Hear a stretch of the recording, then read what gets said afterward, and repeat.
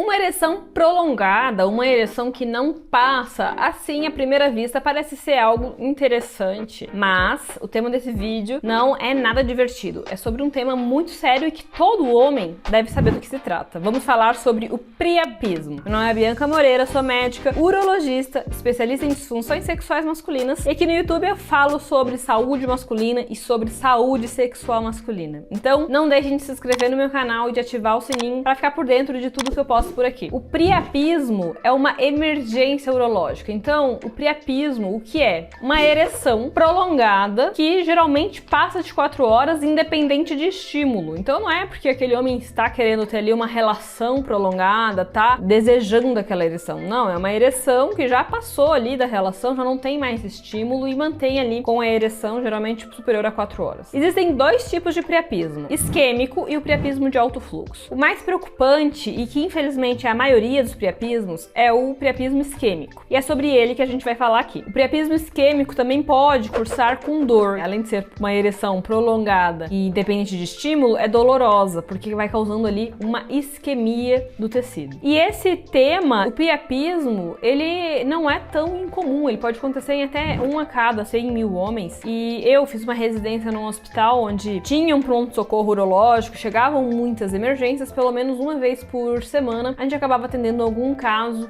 de priapismo. Então, o priapismo, o homem tá passando por isso, tá com uma ereção estranha, é uma ereção forte, firme, não baixa, passou ali, teve o estímulo, independente do estímulo, mantém aquela ereção, o paciente deve procurar um pronto-socorro, deve procurar ajuda para fazer o tratamento, porque no caso do priapismo, o tempo é muito importante. Quanto mais tempo vai passando com aquela ereção, pior é para o paciente, maiores são as sequelas e maior o risco desse paciente ficar com uma disfunção erétil grave. E já vi situações muito tristes de um homem que estava com priapismo, não sabia, não tinha essa informação, ficou muito tempo, passou de 72 horas com priapismo, e quando foi o sangue que está entrando e não tá mais circulando, então o priapismo nada mais é do que isso. Dá uma falha no mecanismo sanguíneo, o pênis começa a entrar e ele não circula mais, e aquilo começa a causar edema, depois começa a causar necrose ali no tecido cavernoso. Então quanto mais vai passando o tempo, piores são as sequelas, piores são essa necrose, pior são essa fibrose. Então com o tempo começa a causar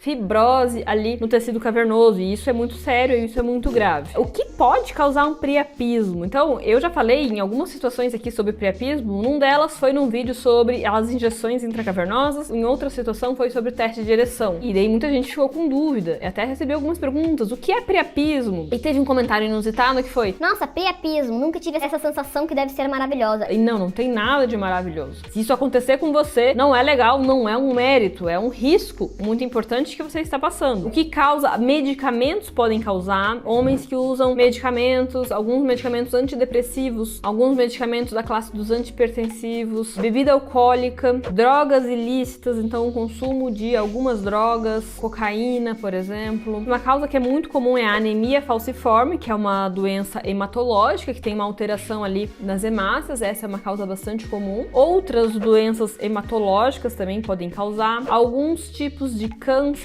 E uma causa que é muito importante, que faz também parte do meu dia a dia, que eu sou urologista e prescrevo, são o uso das drogas injetáveis. Então aqui eu faço vídeo, eu tenho vídeo sobre teste de ereção e terapia intracavernosa. Então as drogas injetáveis para disfunção erétil pode causar o priapismo. Então, o paciente que vai usar uma droga injetável, ele tem que estar muito bem orientado sobre como fazer as aplicações, qual que é a dose, qual que é a fórmula, porque essas drogas injetáveis, geralmente elas são à base de fentolamina, papaverina, prostaglandina, então geralmente são à base desses 3 componentes. Então existem os bimix e os trimix, que quando usa 2 ou 3, e tem também a prostaglandina isolado. Tem pacientes que só usa a prostaglandina, mas independente, a prostaglandina ela tem um potencial menor de causar priapismo comparado com a papaverina, mas isso deve ser testado, né? A dose precisa ser testada, o tempo que fica, então tudo isso, antes de prescrever, a gente tem que orientar o paciente do risco, testar em consultório. Quando o paciente vai usar em casa, ele precisa usar isso com muito cuidado também, caso tenha essa ereção prolongada. Se acontecer isso contigo, aconteceu, teve o priapismo, o tempo tempo é muito importante. Muito importante que nas primeiras horas, passou de 4 horas ali, não baixou a ereção, 3 horas, procura um pronto-socorro, de preferência que tenha um urologista. E tudo isso tem que ser também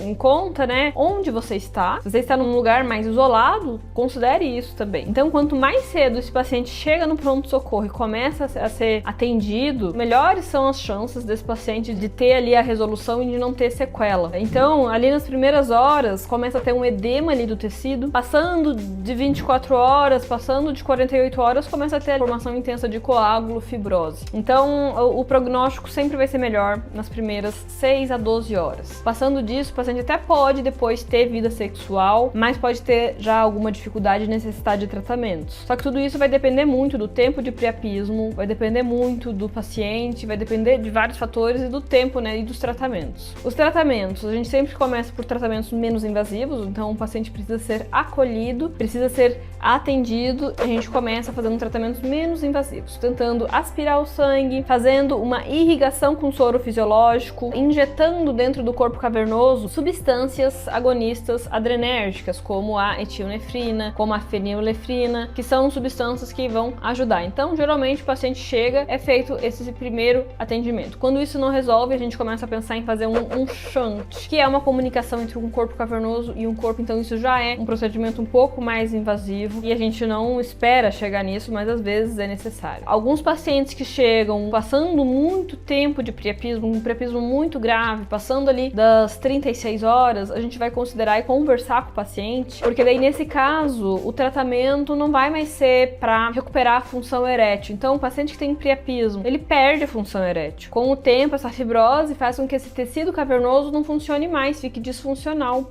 não se encha mais como enchia antes. Então o paciente passou de horas, a gente vai ter que conversar com o paciente até num procedimento de colocar uma prótese peniana precocemente. Avaliar essa possibilidade de implantar precocemente uma prótese peniana, que é um tratamento definitivo, mas é um tratamento que, assim, ou aquele paciente vai colocar naquele momento, ou se ele quer manter a vida sexual, ele vai ter que colocar tardiamente, e tardiamente pode ter mais fibrose, pode ser mais difícil ali fazer esse procedimento. Então, isso precisa ser conversado com o paciente, ser uma decisão médico-paciente, uma decisão compartilhada. Claro que antes disso a gente vai ter que fazer alguns exames, confirmando, exames como ressonância magnética ou um Doppler peniano, confirmando mesmo que é isso, até propor esse tratamento, que, claro, vai ser um tratamento mais invasivo, vai ser um tratamento mais agressivo, mas que vai devolver para o paciente ali a capacidade penetrativa. Porque o paciente, assim, passou de muitas horas com priapismo, aquela isquemia, aquele pênis vai perder a função erétil, não vai mais ter a capacidade de ter ereção. Então, por isso a importância desse tema. Priapismo é uma emergência, você tem que ir pro pronto-socorro, porque o risco do priapismo é você perder a capacidade de ereção do seu pênis, é você perder essa função tão importante. Eu sei que muitos homens não sabem sobre isso, sobre esse tema, então comenta aqui se você sabia sobre isso ou você aprendeu sobre esse tema